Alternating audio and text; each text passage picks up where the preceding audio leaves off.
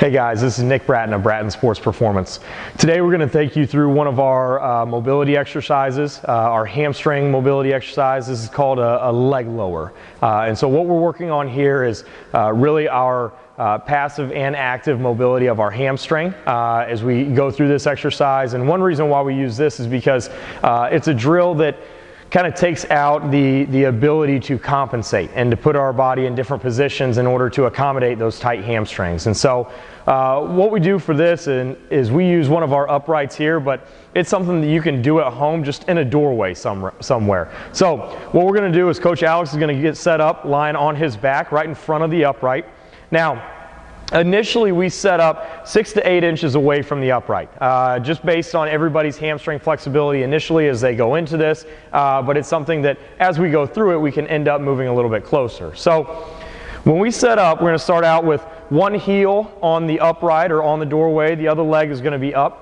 One of the keys here is that we keep both toes pulled back, okay? So our feet are straight, there's no type of external rotation throughout the leg.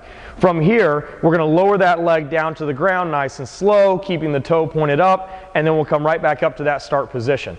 So as we go through this, we'll usually go through about a 10 count of this, dropping down to the ground, coming back up. Again, making sure both toes are pulled back, and also focusing on our ability to keep our hips on the ground.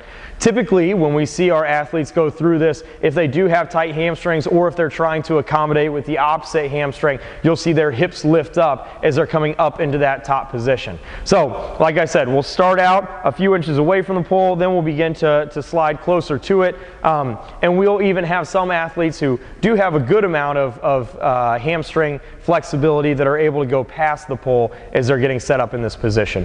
So like I said, we'll go through about 10 reps here, then we'll end up going to the opposite side and we'll do the same thing there. Again, focused on keeping the hips on the ground, toes pulled back, keeping those legs straight all the way throughout. So this is something that you guys can throw in your workouts just to incorporate a little more hamstring mobility, flexibility, both on the front end and on the back end of the workout. If you guys have any questions, please feel free to reach out. Thanks.